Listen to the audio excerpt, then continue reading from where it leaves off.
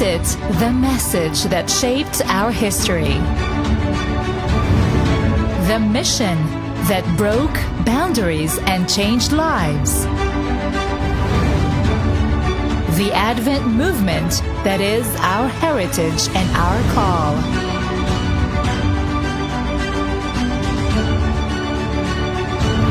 Rediscover who we are, why we're here, that drives the work we do and the lives we live.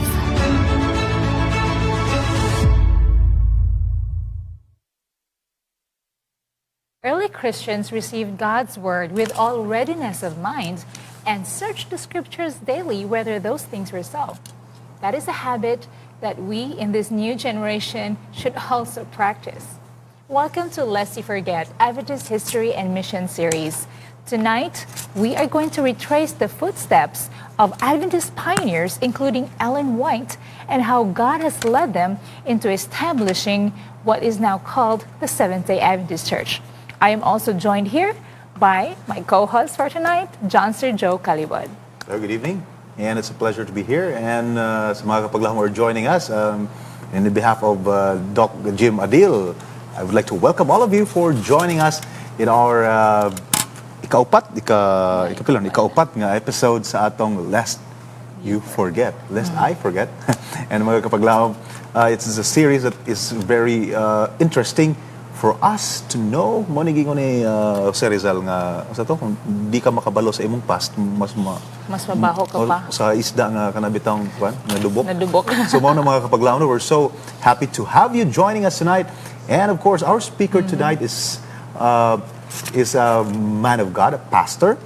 He hails from, actually he was born in Maguindanao, in Sinakulay, Buluan, Maguindanao, and married to Miss Marilo, formerly Miss Marilo Kilaton Katabihan. And now they're blessed with 5 children. And actually, our speaker is has a master's in arts in ministry and intercultural studies. And he's working on his doctoral in missiology. And actually, he's now the AMR director and the mission evangelist of Southern Mindanao Mission, or the Adventist Church in the Southern Mindanao, which is based in General Santos City. Our speaker is no other than Pastor Mike Lubinco Antonio Sr. And he will be blessing us tonight with a very powerful message. Ma'am Jay? Yes, let's give him the time with the early Adventist pioneer search for truth and the role of Ellen White. Magandang gabi sa ating lahat mga kapatid, sa lahat na nanonood ngayon at nakikinig ng ating programa sa pagpapatuloy ng pagpapalaganap ng salita ng Panginoong Diyos at pagpapatuloy din na pagbibigay kaalaman sa ating lahat ng mga kapatid, lalong-lalo na sa mga kapatid natin na bago pa lamang na tumanggap sa ating mahal na Panginoong Hesus. At sa oras na ito ay may mga programa tayo na dapat natin pong pakinggan. Ito po ay naglalahad ng istorya o history ng ating church at kung paano po ang ating iglesia nagkaroon ng tinatawag na mga katotohanan at pagkukumpon ng ating mga doktrina. Kaya sa ating pag-aaral ngayon ay ating tatalakayin ang mga pamaraan kung paano nag-gather yung ating mga doktrina at paano ang papel na ginang Ellen White sa mga naganap noong kapanahonan. Unang-una, ating papasalamatan ang Panginoong Diyos na nagkaroon tayo ng programang ito. Pasalamatan din po natin yung awit na ating napakinggan na siyang nagdadala sa atin ng katotohanan na kapag tayo'y makasalanan, kailangan po natin ang kapatawaran ng ating mahal na Panginoong Diyos. Ako po ay humihiling sa ating lahat, sa mga lahat na nanonood ngayon sa ating TV. Iyoko po natin ang ating mga ulo at ating hilingin sa Panginoong Diyos ang kaalaman sa pamagitan ng banal na Espiritu. Tayo manalangin. Dakilang Diyos, Ikaw ang may-ari ng lahat ng buhay. Lahat ng mga bagay na sa sanglibutan ito. Ikinakalob po namin ang aming buhay, ang aming sarili, At naway patawarin din po niyo kami sa lahat naming pagkakasala upang anuman ang aming hihilingin ay matatanggap po ninyo at makakalob sa aming mga pangangailangan. Ibigay niyo po ang kaalaman sa bawat isa sa amin at basbasan din po ninyo ang lahat naming mga kapatid na nanonood ngayon, nakikinig, at lalong-lalo na sa mga taong hindi pa nakakaalam sa istorya ng iyong iglesia na iyong katawan. Ito'y dalangin namin sa matapis na pangalan ng aming mahal na Panginoong Hesus. Amen. Okay po, so ang ating pong tema ay The Pioneer Search for Truth and the 1848 Bible Conference. At itatalakayin natin mga kapatid, how our pioneers gradually discovered the truth in the Bible, especially during 1848 Sabbath Conference. At ang ikalawang pagtatalakay ay patungkol po ito sa papel ni Ginang Ellen White in these meetings. Kaya titingnan natin mang brief history kung paano mga kapatid naganap at nangyari o kung anong mga pangyayari noong unang panahon bago na itayo ang iglesia o tinatawag po nating the church, the Seventh-day Adventist Church. After the great disappointment in 1844, the remnant still waiting for the second coming of Jesus in 1845. Napakinggan na po natin yan kung anong nangyari noon mga kapatid. Pero pagkatapos ng 1844 na po yun, yung tinatawag pong Great Disappointment, ay patuloy pa rin naghihintay ang mga anak o yung mga Adventist. No? Hindi po sila mga Adventist pa po. O tinatawag po yan sa history, ex-Millerite mga kapatid. Ikalawa, at the time of Miller's death in 1849, ang SDA fragmented in several splinters group. Ang mga nagpapangulo din nito nung mga kapanahon ng yaon ay sila ni Himes, si Litz at si Cahill. Ito pong mga taong ito ay nagtatag ng grupo at tinawag din ng mga Adventist Church. Pero ito po sila ay oppose, hindi po sila sang-ayon ng iglesia ay maitatag o ma-organize at magpapatuloy lamang sa ganong tinatawag na sitwasyon. At kasama din nila si Joseph Mars na talagang makisig na siyang may posisyon talaga na ayaw niya na i-organize ang iglesia noong unang kapanahonan sapagkat sabi niya, it is not biblical to do so at saka denial of faith and imminent advent. Kaya bawal. No? Kaya tumayo siya at talagang pinindigan na ayaw. Kaya noong 1852, mayroong tatlong Adventist group sa Batarians were existed. Una, ang American Evangelical Adventist in Boston, na pagpapangulo ni Himes at saka si Bless at saka Hale. Nag-develop din sila ng malakas, no? Strong structure of church in congregation. At later on, ang kanyang mga members ay nawala rin at sumadid din sa ibang pananampalataya sa mga protestante at may paniniwala sila patungkol sa tinatawag mga kapatid na itong Advent, na millennial Advent and some immortality of the soul. Kaya yan po yung mga paniwala. Ikalawa, the Second Advent Watchman. Doon matatagpon po yan sa Hartford, Connecticut, New York City. So ito'y naniwala sila sa millennium was in the past, accepted the idea of man's sleep and death, and the final inhalations of wicked during 1844 introduced by George Storch. Kaya, Storch mga kapatid. Kaya yan po yung mga tinatawag natin na mga pangyayari. No? In 1862, si Himes na may umalis, no, sa kanilang grupo. At nagtatag din mga kapatid ng kanyang sariling mga paniniwala at sumanib doon sa Advent Christian Church, yung pinakamalaking non-Sabbatarian remnant of Adventism, and believe the doctrine of soul sleep. Ang katatlo mga kapatid ay Advent Harbinger and Bible Advocate doon po mga kapatid sa Rositzer. No? Ang leader po niyan ay si Mars, Joseph Mars, na patuloy pa rin tinatangnan ang paniniwala na ang pagdating ng Panginoong Diyos ay magaganap lamang kapag ang mga Hudyo ay babalik doon sa Palestina during sa millennial time. Now, paano? Dito natin tatalakayin mga kapatid, how our pioneers gradually discovered the truth in the Bible, especially during the 1848 Sabbath Conference. At saka, bakit kailangan pa, no? Bakit kailangan pagbuuhin ang doktrina at upang maging isang prioridad noong 1840s. Titingnan po natin, the ex-Millerites movement had to develop their position for two cogent reasons after October 22, 1844. Ito po yung mga rason na bakit kailangan lang magtayo ng isang posisyon sa dalawang mga bagay. Una, they had no message. Ikalawa, they had no audience. Titingnan po natin, no? The ex-Millerites had no message, no? Kasi ang mga ex-Millerites, mga kapatid, ay doon lamang po sila nakasandal sa pananalig o kung yung doktrina o paniniwala na ibinigay ni William sa kanila. So this message was simple, basically evangelical, concise, and demanded a decision of its listeners. Yung hindi masyadong mahirap at madaling maintindihan ang mga mensahe ng unang panahon. Kasi sabi lamang po kayo maniwala sa Panginoon at maghihintay tayo sa pagdating ng ating mahal na Panginoong Hesus. Kaya, ang dalawang mensahe niyo, mga kapatid, no? Ang yan na mensahe ay mayroong nakaloob na dalawang bagay. Una, specific event.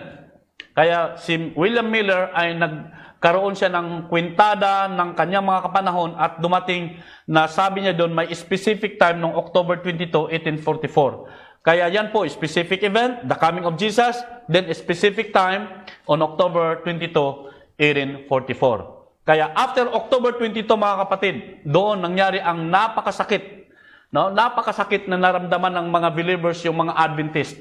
No? They were not Seventh-day Adventists, but they are Adventists. Una, they were disappointed.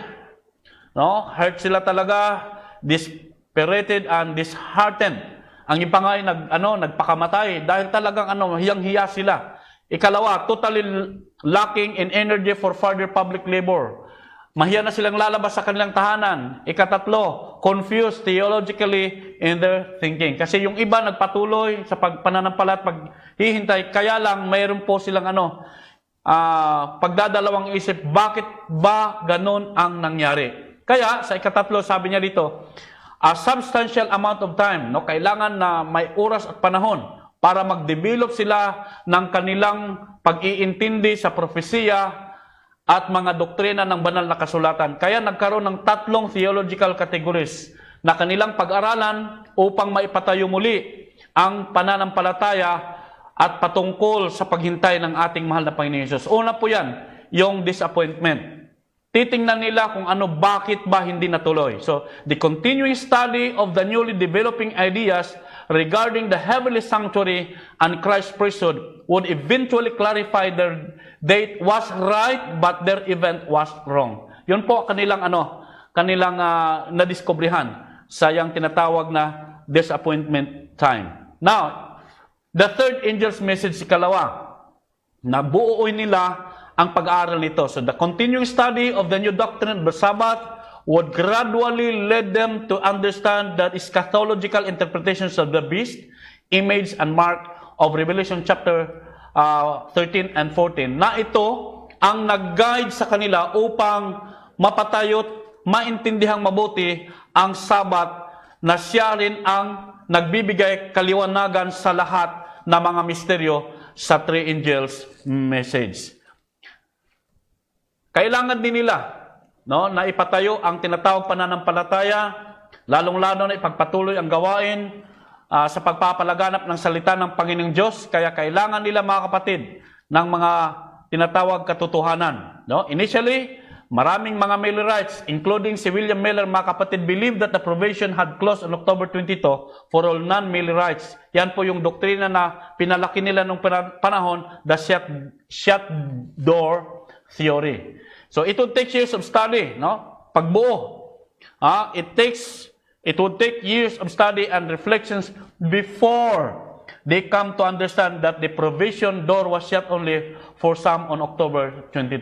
Anyway, mapapaliwanag po yan sa ibang mga paraan, mga kapatid, kung itong ano ba ang ibig sabihin ng shut door theory. Ang nalalaman po natin yan, na yung lahat ng makasalanan, mga kapatid, ay hanggang doon na lamang ang kanilang tinatawag provision ng October 22 at wala na po silang tinatawag na kaligtasan pagkatapos nito. Yan po yung mga doktrina na kanilang inimbestigahan. Na ikaapat, before this ex-Millerites could hope to go out with any degree of effective preaching, they must first have a new message. Kailangan lang may bagong mensahe na ipapalaganap. Kasi sapagkat wala silang mensahe talaga. So kailangan mag-study, kailangan nilang ibuo kung ano yung dapat nilang gagampanan, gagawin at dadalhin sa mga tao, muli buhayin ang tinatawag pagmiminsahe. Kaya, very slow, painstaking Bible study, no? Upang mga kapatid, makabuo sila ng katotohanan na kanilang dadalhin sa harap ng mga tao. The writing out and publishing of conclusions reached from their Bible study. Number 1, mga kapatid, si Bates, mga kapatid, ay kanyang pinatutuhanan, kanyang inaral ang tinatawag na pagbabantay at pagngingilin ng araw ng Sabat, at siya nagsulat nito sa mga pamplita, sa mga libro, at pinalaganap sa buong kapuluan. Si Hiram naman, mga kapatid, si Edson, Crosser Hand, hindi na siya kaya si Edson, si Crosser, si Hand, with their sanctuary possession. Ang tatlong taong ito, mga kapatid, no? Si Hiram Edson at saka si Crosser at si Hand, pinalaki nila, inaral nila mabuti kung ano ang doktrina ng sanctuary. Si James White naman po, on various doctrines in the present truth and review and herald. Kaya hanggang ngayon, meron pa po tayong tinatawag na mga babasahin about the review and herald, no? Sa ikalima, and it was not until December, si Sister Ellen G. White, nagsabi siya noong December 13, 1850, sabi ni Sister Ellen G. White, mga kapatid, finally, sabi niya, we know now that we have the truth, no? Kaya, anong tuwat galak ng tinatawag ng mga Adventist people noon, na yung lahat ng tatag na katotohanan, mga Bible doctrines, mga kapatid, ay pinatutuhanan ni Sister Ellen G. White na yan ay katotohanan at binuo. Ngayon, ano pa, mga kapatid? Ang mga ex-Millerites movement sa ikalawa ay wala po silang audience. Sapagkat noong unang panahon, pag magbibigay po sila ng mensahe patungkol sa pagdating ni Jesus, wala pong maniwala sa kanila.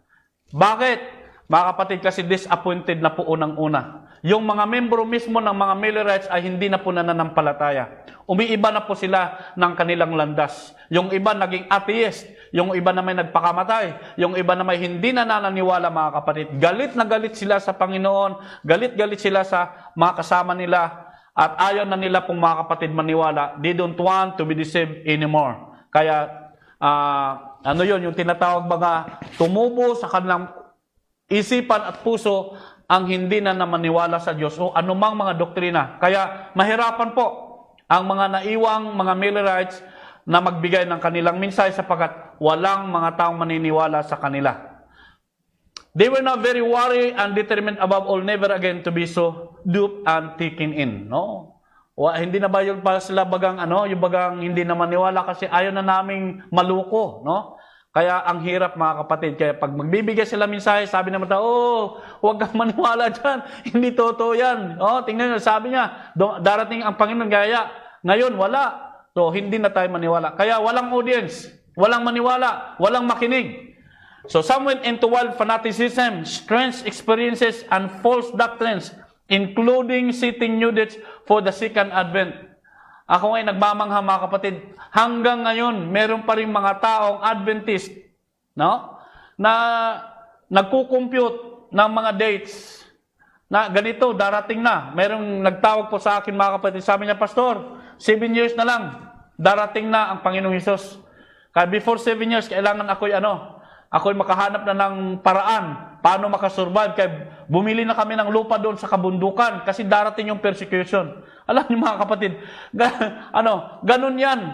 No? Naiwan pa yung espiritu ng mga Millerites movement noon. Kaya very extreme na po sila sa kanilang mga pananampalataya, paniniwala, mga kapatid. So, ngayon ang nangyayari, noong unang kapanahonan na yan, kapag magtatatag ng doktrina o kung pangapangaral, ang mga tao namang nakaranas ay, sabi niya, the non-appearance of Jesus on October 22 served only to confirm and reinforce their unbelief of these people. Kasi yung mga taong nabigyan na ng mensahe, ayaw na. Nakonfirman na lang nila na hindi totoo ang mensahe ng mga Adventist. Tapos, their scorn and ridicule for ex-Millerites now only increase. Kaya, hanggang ngayon, siguro meron pa rin naiwan na ganung pag-uugali, hindi maniwala. Pagbibigyan mo ng mensahe, ay, maniwala ka dyan, hindi yan totoo. They were mga taong, mga ex-Millerites na binibigyan din ng halaga o kabigatan yung kanilang paniniwala na hindi totoo. Ngayon, dito tayo sa role of the Sabbath Sanctuary Conference. Kasi patuloy na nagbibigay ng pangaral ang mga ex-Millerites, yung mga Adventist na mga kapatid. At dumating ang mga doktrina, nabuo ang isang doktrina Sabbath, dahil po yan sa influence ni Rachel Oakes, sa pamagitan ng ni Pastor na ni Wheeler, mga kapatid. At ating natunghayan ngayon that the role of this Sabbath Conference noong 1848, mga kapatid, ay masyadong malaki. Historically, the term Sabbath Conference refers to a series of over 20 meetings held between April 1848 and December 1850, usually spanning long weekends and generally located in New York, New England, and Canada. Si Dr. Mervyn Maxwell, isang retired na professor of church history, ay kanyang tinangnan talaga, However, that they should instead be designated Sabbath Sanctuary Conference. Tinawag po lang yan po, mga kapatid, na Sabbath Conference 1848, pero sabi po niya Sabbath or Sanctuary because during those times, ang dinidiscuss po about the Sabbath and the Sanctuary. Sabi niya po rito, 6 were held in 1848, kasama na po si James White, siguro si Gining White din, mga kapatid, believe to have attended all these 6 meetings, mga kapatid. 6 were held in 1849. 10 were held in 1850, mga kapatid. Ang tinatalakay lang po, pinagpapatibay at tinitibay po yung pananampalataya at doktrina ng Sabat at pinatitibay din po yung sanctuary doctrine. Kaya mayroong 5 Sabbath conference na napaka-importante, napakahalaga po during that 1848. First, ito'y naganap noong April 20, 24, 1848, sa isang malaki, unfinished chamber sa Albert Building Home, Rocky Hill, Connecticut. 50 lamang po yung audience, Pag magka-conference, kasi akala natin ang dami, Katulad sa atin ngayon, pag nagpatawag ang division natin, o ang ating union, na magkaroon tayong conference, ang daming dadalo. Ngunit sa panahong ito, mga kapatid, batang-bata pa po ang mga Adventist, ay kakaunti po lang po yung dumadalo. Ang iba naman, sabi niya rito, nagkaroon po sila ng 50 na audience. So, ang main speaker po nila si James White, si Joseph Bates, at tinatalakay po yung 10 utos o the law of God.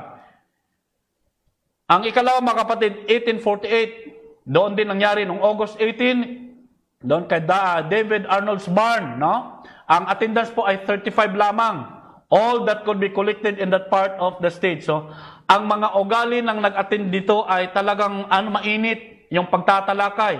Ang discussion po nila masyadong mainit kasi hindi sila nagkakaintindihan.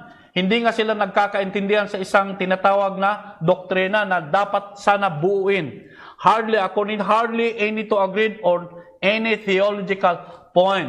So, yan po yung sa ikalawa na napakahirap po na naranasan ng ating mga pioneers. Now, then, doctrinal differences, ito po yun, during that meeting. Some held that the millennium is already in the past. Ikalawa, that the 144,000 were those raised Easter Sunday by Christ in 31 AD. Yan po yung mga pananampalataya, diniscuss nila na yan talaga ay nangyari na. Kaya masyadong mabigat, masyadong mahirap ang panahon nila, mga kapatid. Ano pa? The Lord's Supper should be held only once annually since it was the New Testament counterpart of the Passover. Yan po yung mga diniscuss nila during that conference. Ikaapat, Christ had already returned spiritually. Meron po yan hanggang ngayon. Meron mga taong naniniwala na ang Panginoong Hesus ay nandito na sa pamagitan ng spiritual. Ikalima, nothing happened in 1844.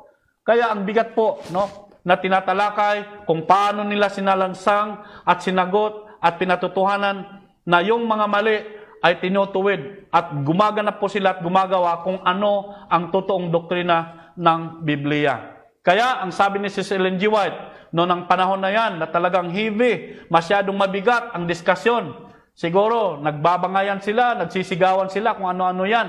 And Sister Ellen G. White, mga kapatid, ay talagang hindi niya kaya. Sabi niya rito, she fainted under intense emotional pressure and stress for discord. Some thought her dead, but she revived. She was taken into vision in that time where the Lord revealed some of the errors held by those present and God's truth in contrast to those errors. Kaya mga kapatid, pag titingnan natin yung nangyari, talagang napakahirap. No? Kailangan pang mayroong makulap, siguro. Si Sister Lynn White, ganun nangyari sa kanya.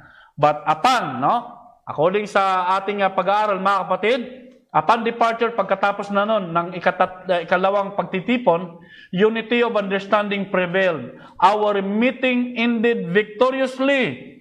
Truth gained the victory. Amen? Kaya ganun lang po kahirap ang naranasan ng ating mga pioneers. Paano sila bumuo ng ating doktrina. Ikatatlo, remaining 1848 conference were held in Port Gibson. Kasama doon mga kapatid, sila ni Herod Edson sa kanyang barn. Rocky Hill, mga kapatid, September 8 and 9. Thompson sa Miami, mga kapatid, noong October 22. Yan po yung mga 5 gatherings na dapat nating intindihin na dyan po binuo ang ating mga doktrina sa panahon ng ating mga pioneers. So, what produced the remarkable transformation from widespread theological disunity to Christian unity at these meetings? The activities of the participants almost non-stop and sometimes all night long. Hindi biro. So hard, mga kapatid, na pagtitipon nila talagang ginastosan nila ng panahon. Walang tulog yung iba, mga kapatid. They keep on praying. Sabi niya, pray for guidance, hard, diligent, exhaustive Bible study, earnest discussion, and fasting. Kaya mayroong 3 tinatawag na naganap doon. They tended to establish those already in the truth. They tended to awaken many not yet fully decided for the truth. Pinanday po nilang lahat. Yung hindi pa klaro ay kanilang ginawang klaro. Development of conscious statements on doctrinal possession. Kaya lumabas po, mga kapatid, na yung ating mga doktrina pinanday ng mabuti, pinag-aralan at binase sa banal na kasulatan. So, these meetings brought general agreement among Sabbatarians, Adventists, probably still numbering only several hundreds on 8 doctrines. Kaya an eminent personal premillennial second advent. Yan po yung mga nabuo. The 2 apartment highly praised, yung tinatawag natin na sanctuary doctrine, the 7th-day Sabbath, na kailangan pa rin tuparin ng mga tao mula noon hanggang ngayon, and the duty to proclaim the 3 angels message, conditional immortality, this is a dreamless sleep. Ito po yung mga doktrinang nabuo. The timing of the 7 last plagues, the final complete annihilations of the wicked at the close of the millennium, God's special supernatural enlightenment of Ellen G. White. Ito po yung 8 na mga doktrina na nabuo during those 1848 conference, mga kapatid. Now, titingnan natin itong last.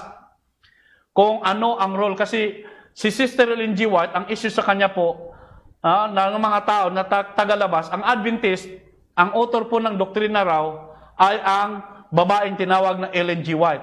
Titingnan po natin, mga kapatid, kung siya po ba ay may tinatawag relation o yung pagtulong o siya mismo bang gumanap ng mga doktrinang ito.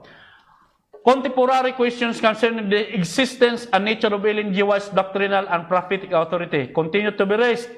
Number 1, mga kapatid, before this subject, kailangan po natin kung saan nanggaling at anong paraan nabuo ang ating doktrina. Nalaman na po natin na talagang hirap nabuo, Pagbabangayan, pagdodoktrina, pagpapuasa, nandun lahat ang paraan upang mabuo ang doktrina. At ang role ng banal na espiritu sa buhay ni Sister Ellen G. White. Kaya many Adventists, maraming mga Adventista, mga kapatid, na natuwa sila nang nalaman nila na si Sister Ellen G. White, mga kapatid, ay hindi po siya kabahagi sa pagganap at paggawa ng tinatawag na Bible study o yung tinatawag biblical doctrine natin, mga kapatid.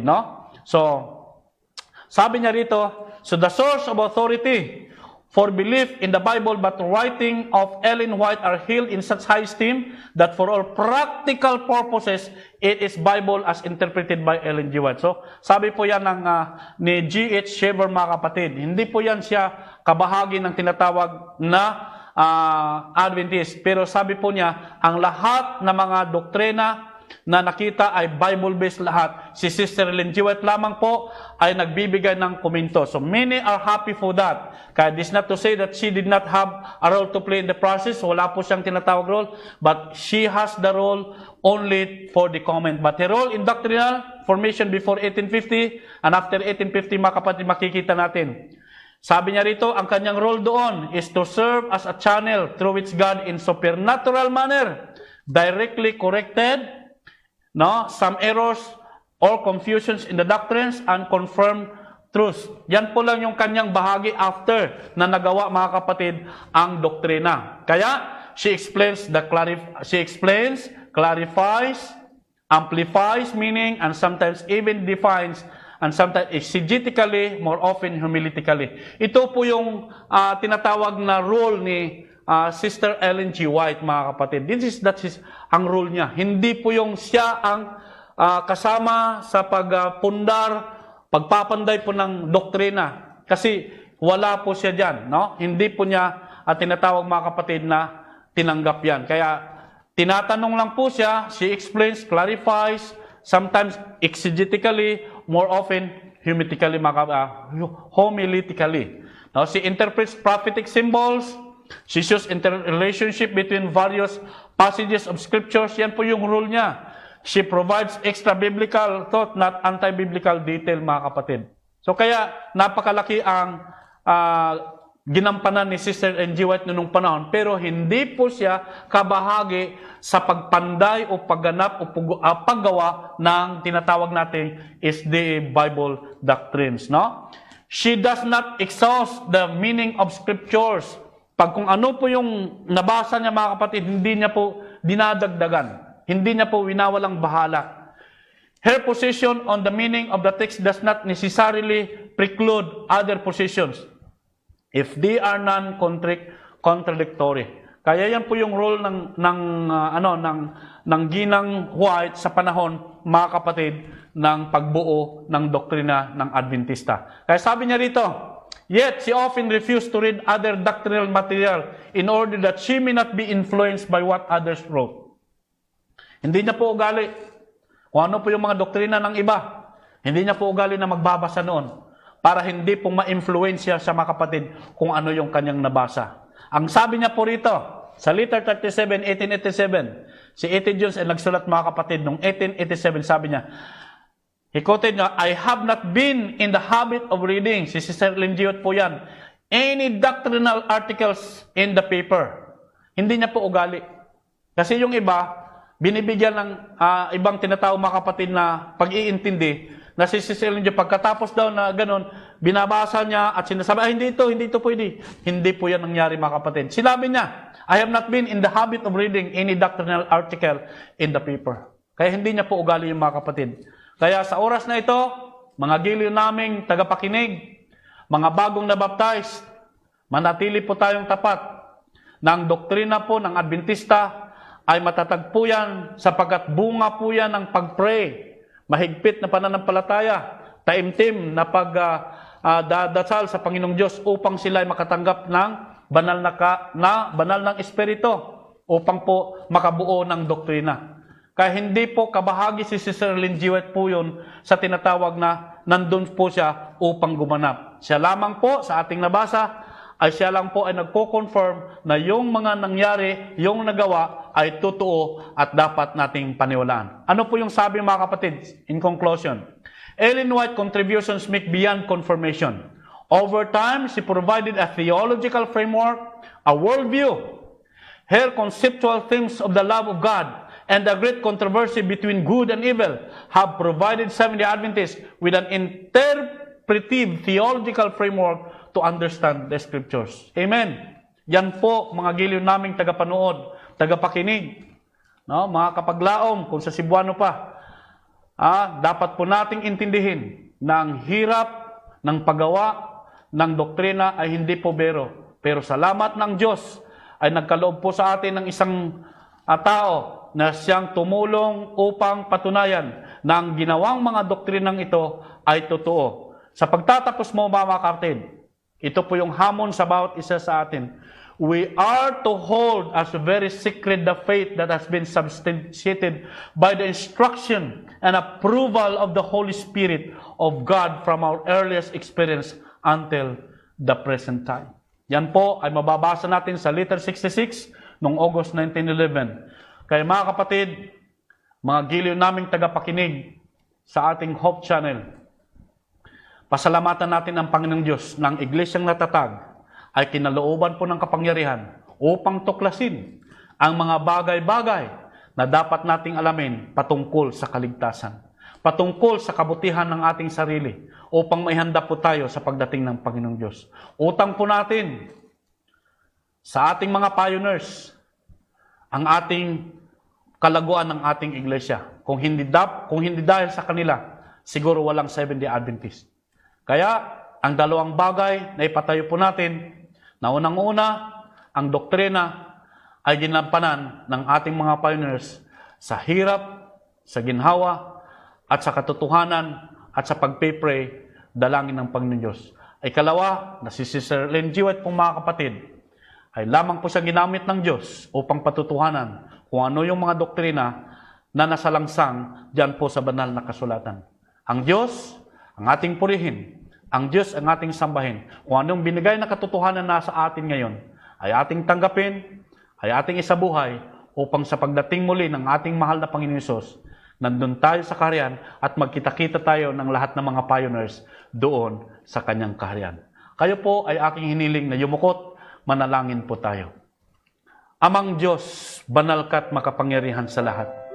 Salamat dakilang Ama sa mga katotohanan ng aming natanggap. Nalinawan po kami sa lahat ng aming pag-aaral. Maliwanag po sa aming pag-aaral ngayon ng aming kapatid na si Sister Ellen G. White ay wala po sa panahong ginanap ang pagsasalangsang ng mga doktrina ng banal na kasulatan. At salamat din po na siya ay ginamit din ninyo upang patutuhanan ang mga katotohanan na doktrina na nanggaling sa iyong mga salita. Patnubayan niyo po palagi ang iglesyang itinatag, ang iglesyang nagdadala ng salita sa buong sanglibutan. Patuloy niyo pong basbasan ng kaalaman ng aming mga theologians na gumanap pa ng ibang mga Bible doctrines upang aming pong mapatunayan sa buong mundo na ang katotohanan ay nasa banal na kasulatan. Ito po ay aking dalangin, matanggal sa pangalan ng aming mahal na Panginoon Hesus na aming tagapagligtas. Amen.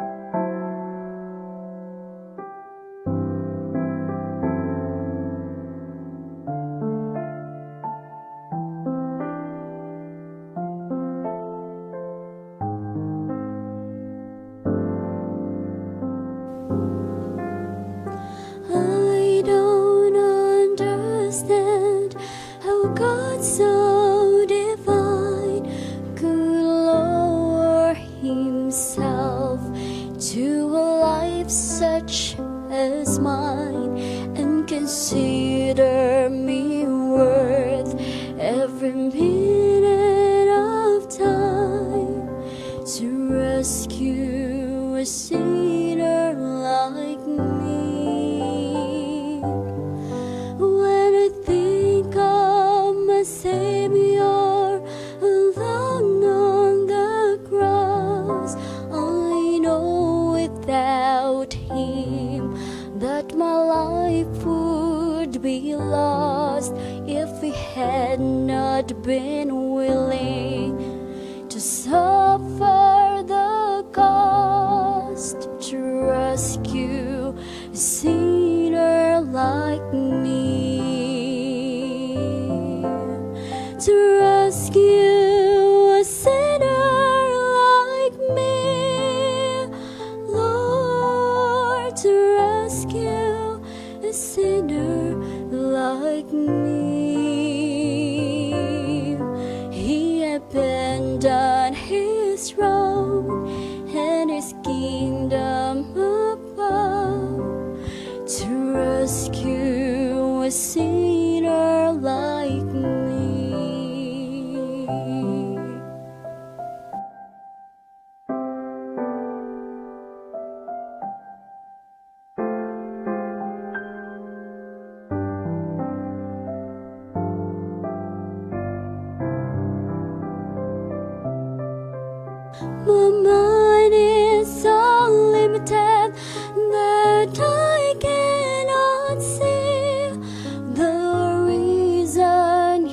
died and arose just for me. So unworthy was I, yet He came willingly to rescue a sinner like me. To rescue a sinner like me, Lord, to rescue a sinner like me. He abandoned His throne and His kingdom above to rescue a sinner like me. To rescue a sinner as worthless as I, and He gave me a reason to sing. It's so hard to believe, but it happened to me. Hallelujah to Jesus, my King, my King.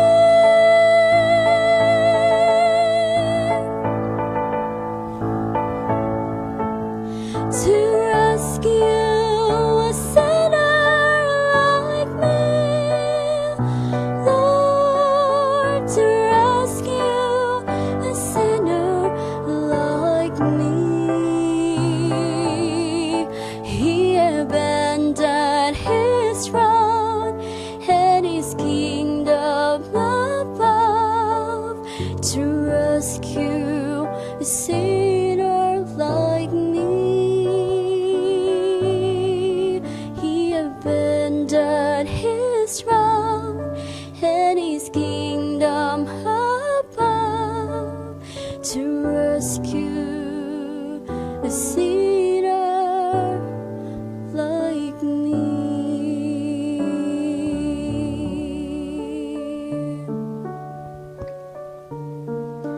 A sinner like me.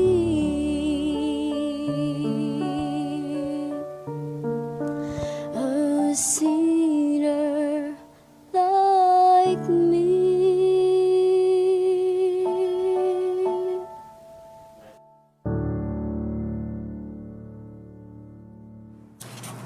To rescue a sinner like you and me. That is the truth that gained the victory after the early Adventists searched for truth, but only after years of prayer and fasting and exhaustive study of the Bible. So atong ilang mga kaagi sa pioneers, isag nagbinilaray daw sila dyan, Right. long nights, no sleeping, para lang yun magtuki lang yun sa Biblia kung sa giminsahe sa Ginoo after the great disappointment. Imagine, I don't know how could you do ministry when you don't have a message to Mao na. share? I mean, Naulawan gud sila to the great disappointment.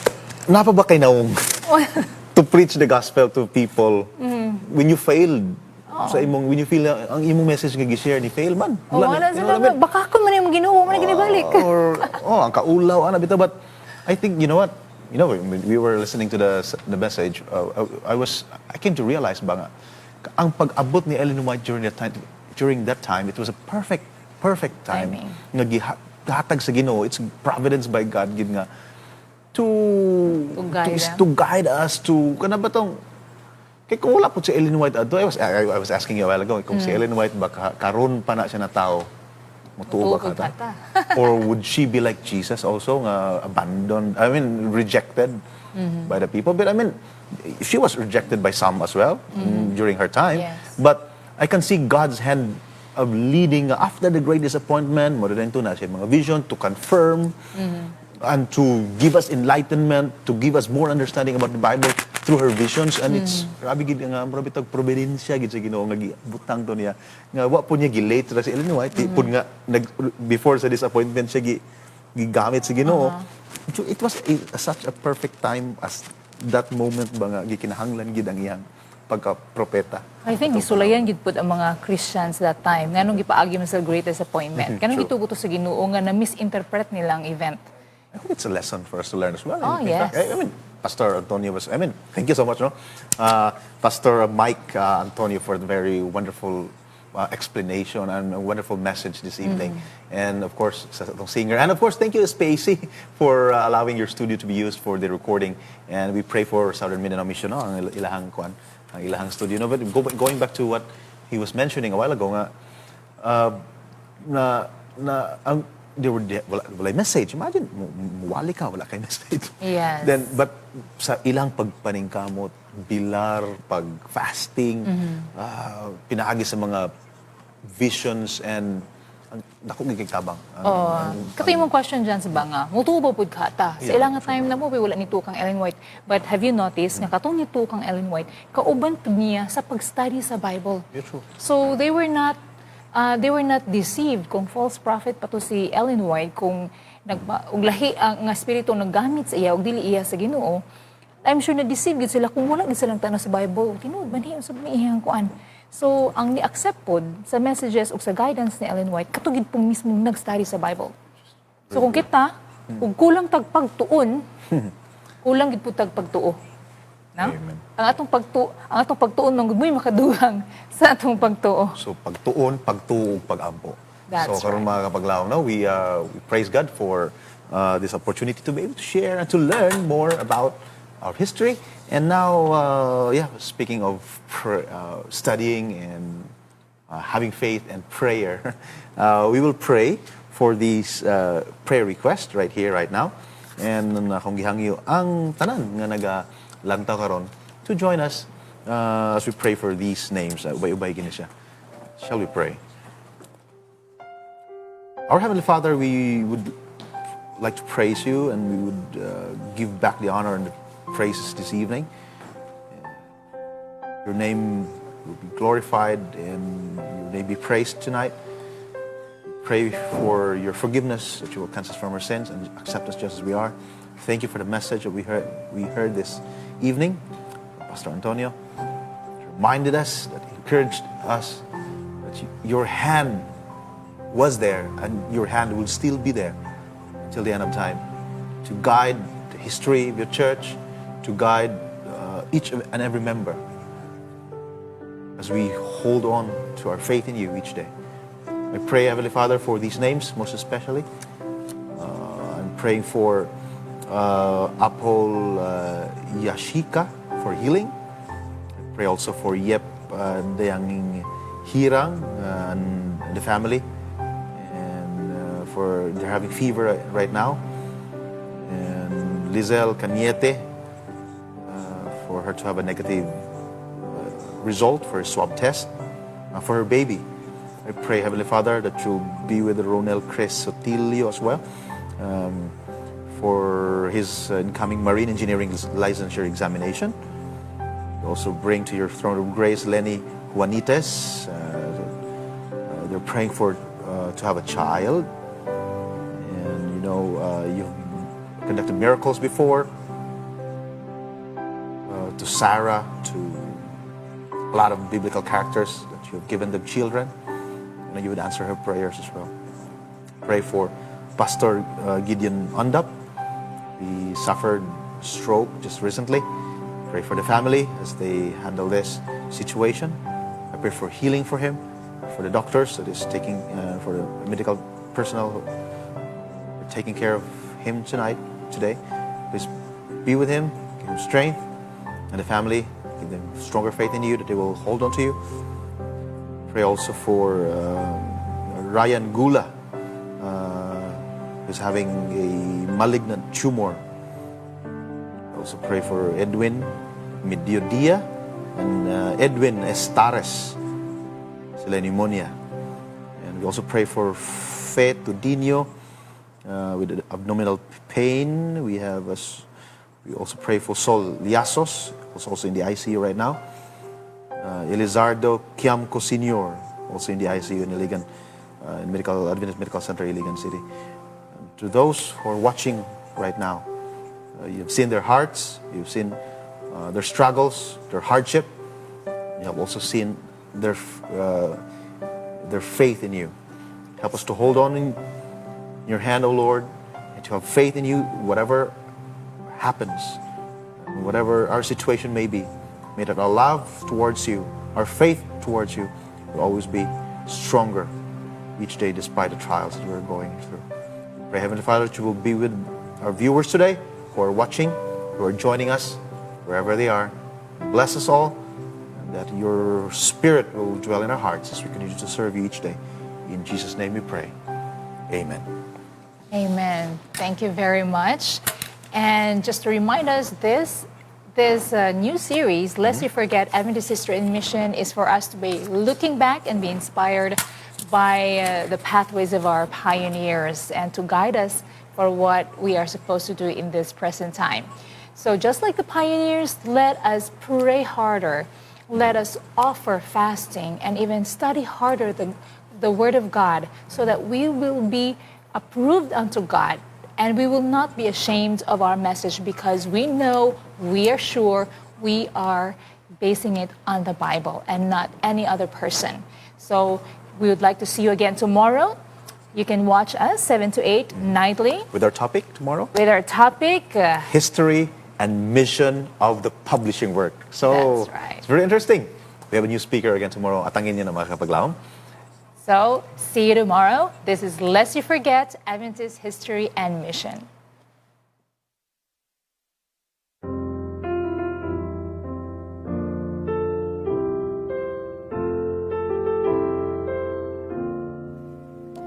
Imo na ako, O Ginoo, tudluit,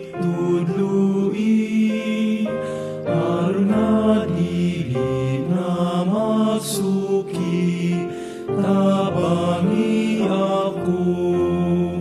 Imo na